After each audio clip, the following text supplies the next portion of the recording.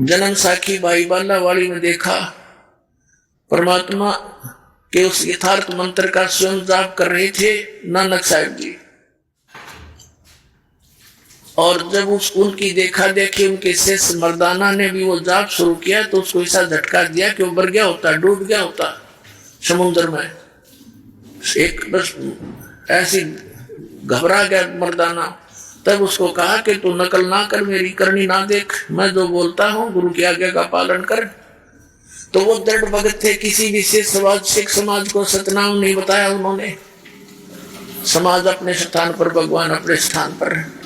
तो वो भगवान के बच्चे थे, वो दृढ़ व्यक्ति थे, दृढ़ भगत थे, श्रेष्ठ आत्माएं थी। उनका उद्देश्य ये नहीं था कि भी मैं इसके ना बताने से कोई हानि समाज को होगी, नहीं, वो तो जैसी थी उसी चल ही रही थी। अब उससे घनी हानि हो जाती जब वो डिक्लेयर कर जाते। आज ये सारे नकली पंथ, ये सतलोक की महिमा गाने वाले काल के द्वारा चलाए गए सारे नकली पंथ अब गुरु ग्रंथ साहब से पढ़कर यही नाम देते रहते। ऐसा झटका दे दिया कि डर गए सारे, पूरा सिख समाज के खबरदार देश नाम का जाप किया। मर्दाना ने किया था, मर गया होता, और गुरु जी का आदेश है, उसकी आज्ञा की अवहेलना हो जाएगी। ऐसा भय पैदा कर गए।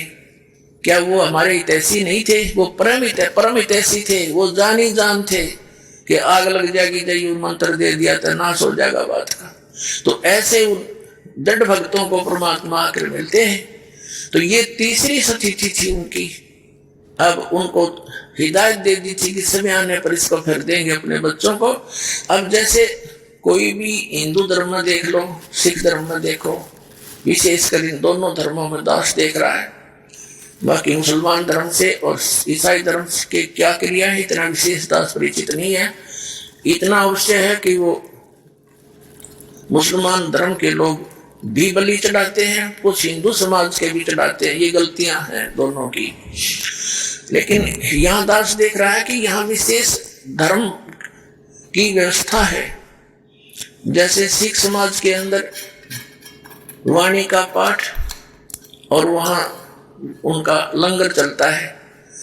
धर्म की ये धर्म यज्ञ कहलाती है। ये दो धर्म यज्ञ करते थे बस। ये एक तो ये धर्म दो यज्ञ करते थे, एक धर्म यज्ञ और एक ज्ञान यज्ञ, वाणी का पाठ। तो इनसे क्या होता है, मोक्ष नहीं हो सकता संग जन्म भी इन क्रियाओं से, लेकिन मनुष्य के शरीर की संख्या बढ़ जाती है।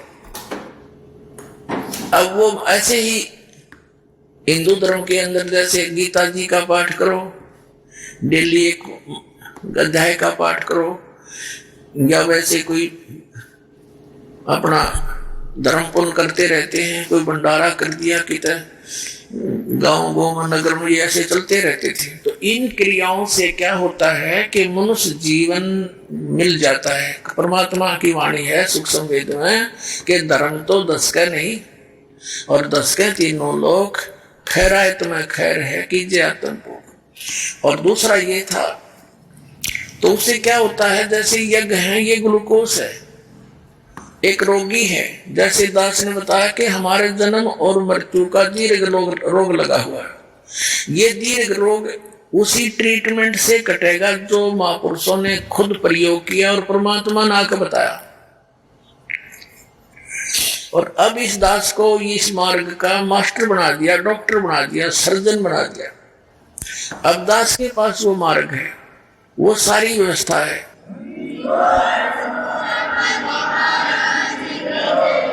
और उन महापुरुषों ने क्या किया कि इस पूरे मानव समाज का ग्लूकोज लगा दिया। ग्लूकोज जो होता है ये रोग नहीं नाश करता, ये शरीर को नष्ट होने से बचाता है, पानी की अक्षति पूर्ति करता है। जैसे सर्जन यानी डॉक्टर कई बार गया हो, कोई इमरजेंसी केस आ जाते हैं, ये कंपाउंडर और दूसरे उनसे पूछते हैं जी ऐसे ऐसे मरीज है क्या करें, तो कहता है इसको ग्लूकोज लगा दो और ये इंजेक्शन लगा दो, तब तक मैं आता हूँ। तो वो घंटे 2 घंटे या अगले दिन भी आता है। तो वो ग्लूकोज लगाने से वो शरीर उसका नष्ट नहीं होता,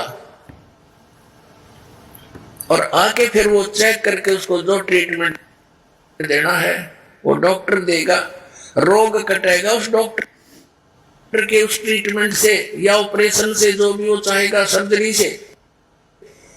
ग्लूकोज उसकी रक्षा करती रही, शरीर का नाश नहीं होने दिया।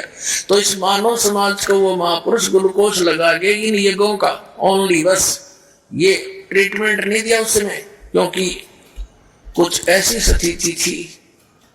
तो अब परमात्मा ने इस दास को भेज दिया, वो डॉक्टर बना के, वो सर्जन बना के, और आदेश दे दिया। उनको मना कर दिया था सतनाम नहीं देना, दास को आदेश दे दिया कि अब दे सतनाम, और दे दे सार नाम। समय आ गया पिछली पीढ़ी का। बोलो सतगुरुदेव।